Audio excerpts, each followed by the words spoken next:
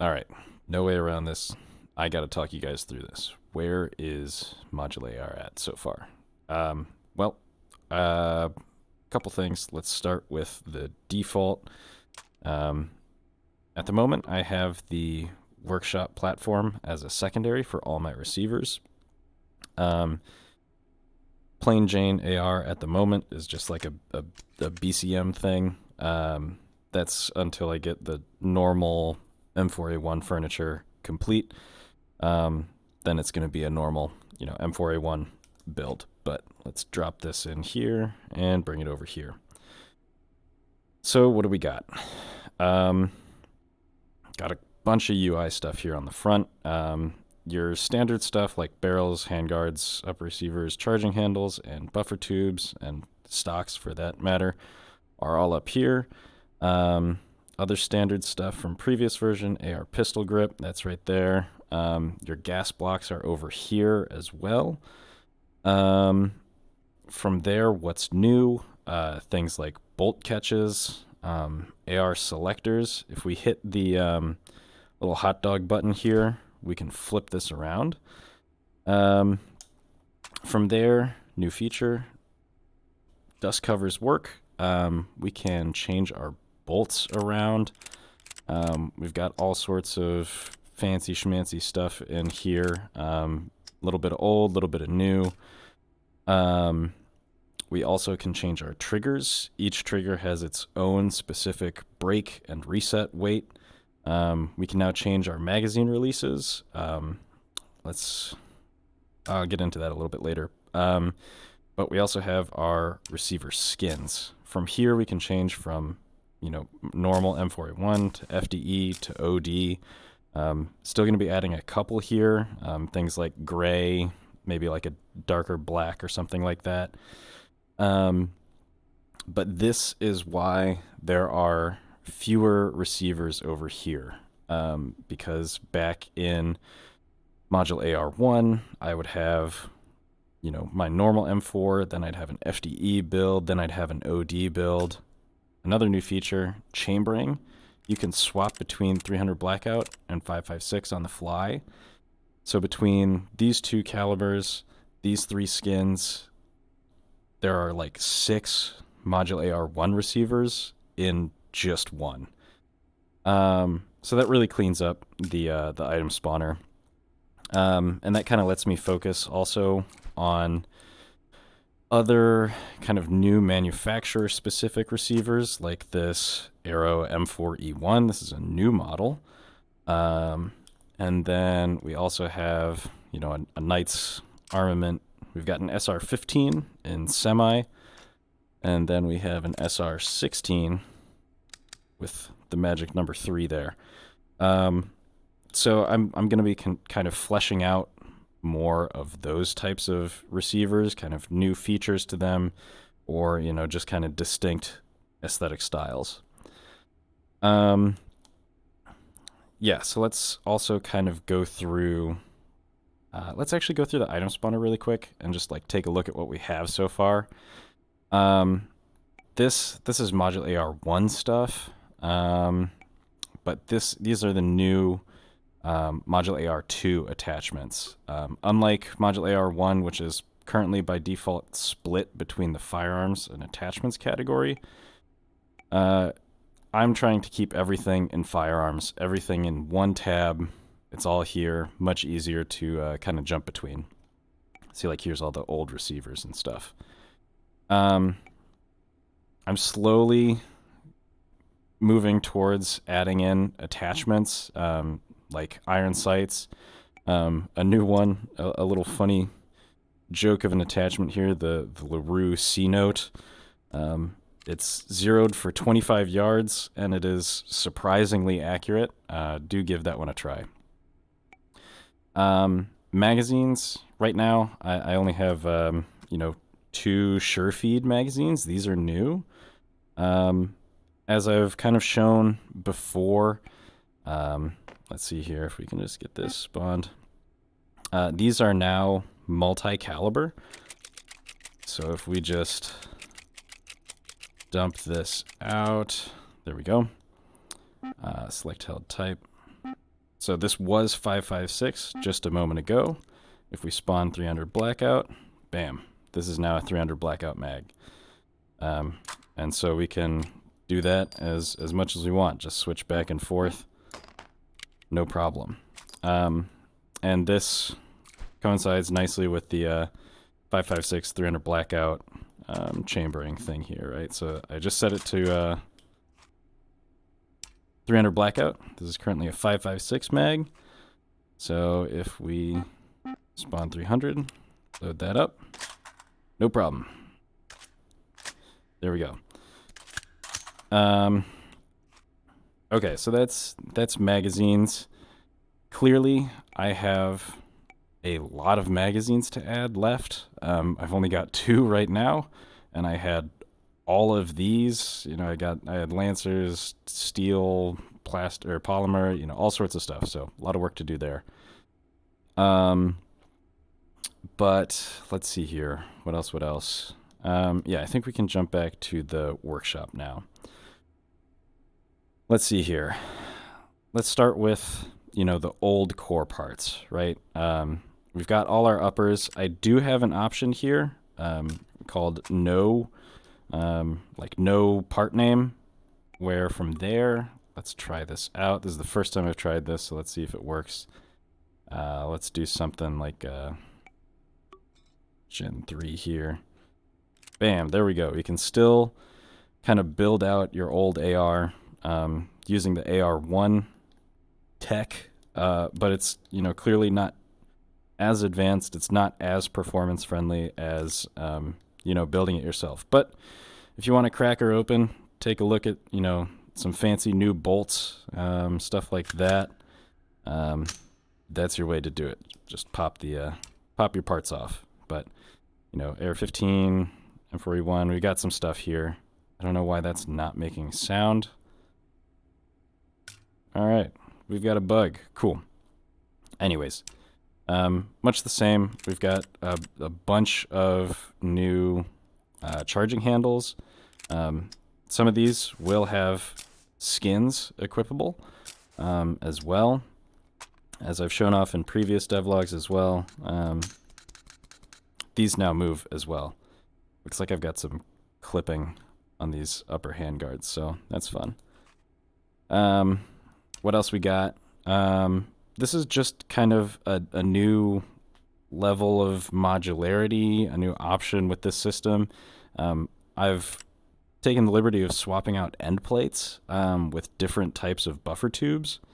So obviously, you know, there's your standard. This one is like a Knight's Armament specific one. Here's our old enhanced buffer tube, now with the proper PWS ratcheting end plate.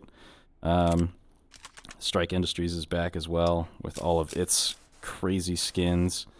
I'd love to find the Strike Industries end plate, but I'm having trouble finding a 3D model for that.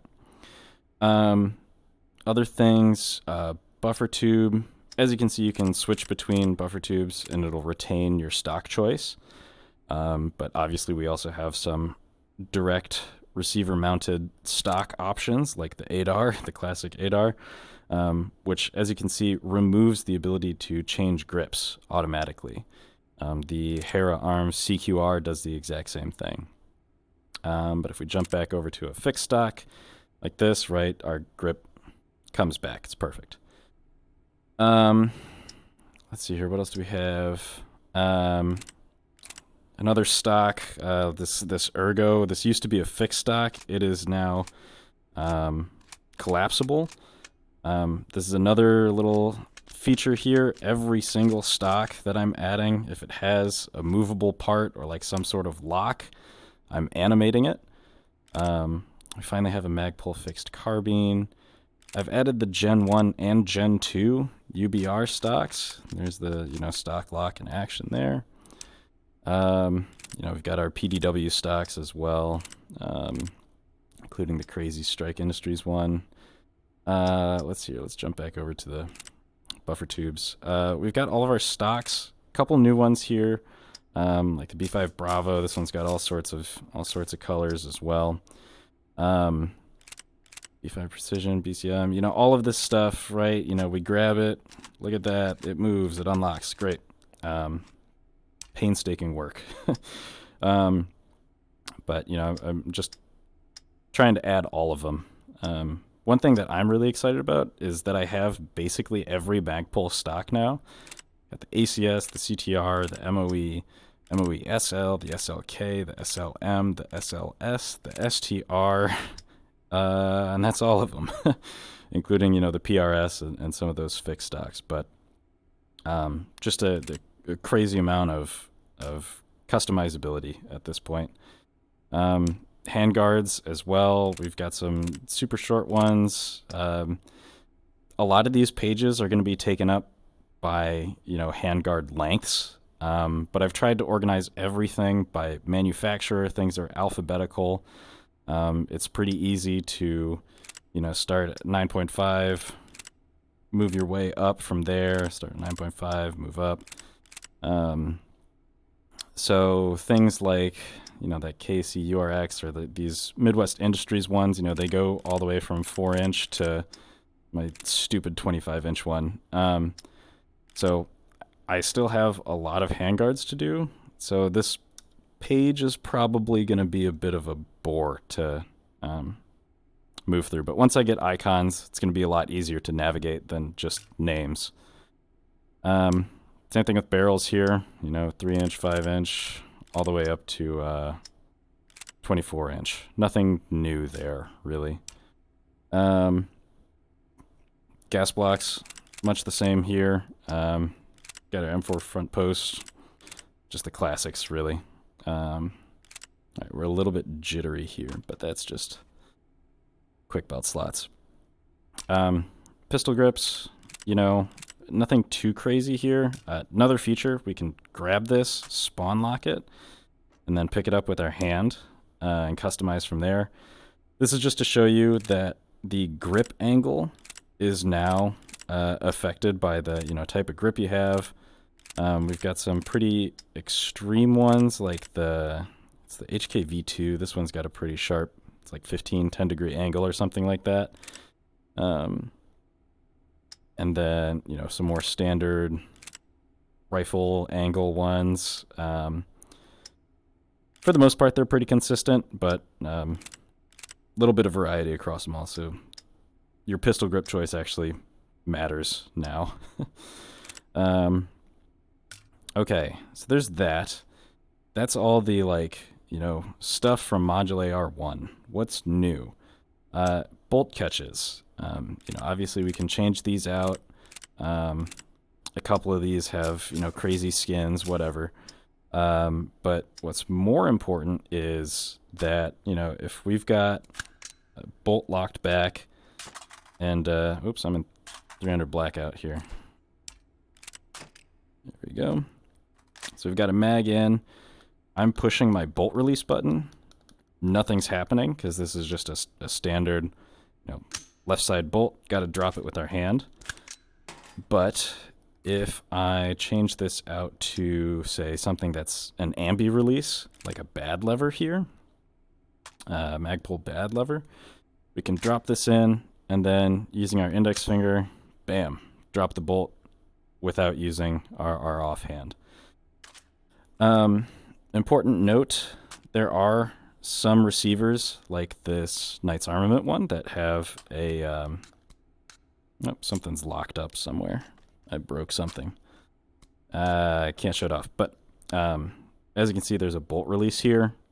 We can lock this back and then drop it without equipping something like a bad lever.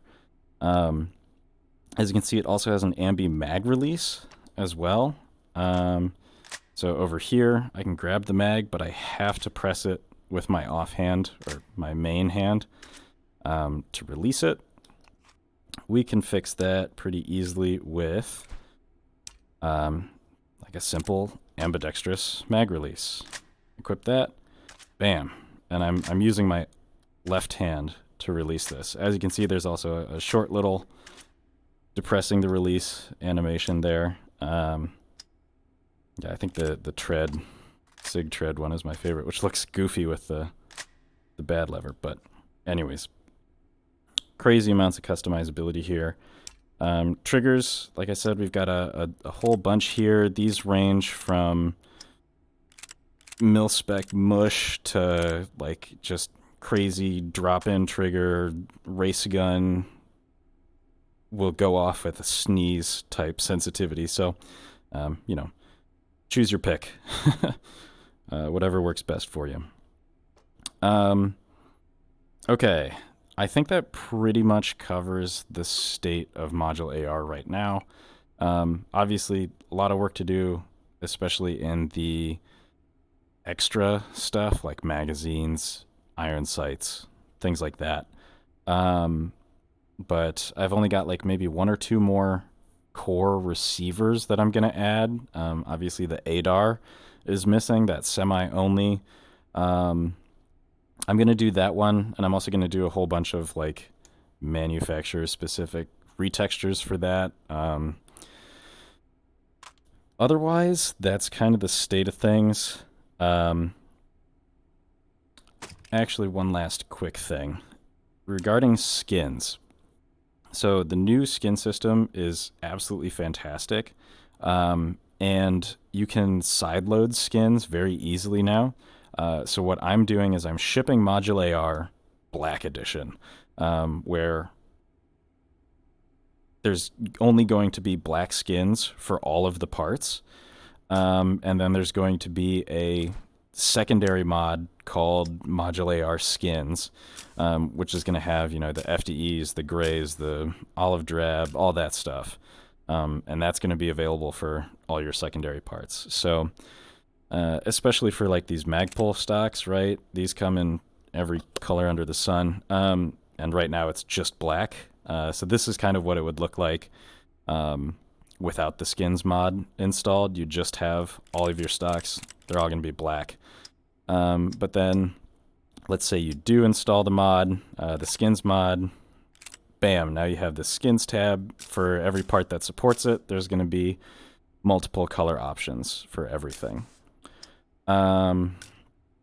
Otherwise, that's kind of the state of things. As you can see, obviously I've broken a few things getting this ready, so I'm going to get back to work. As always, just ping me if you ever have any questions. Catch you guys later.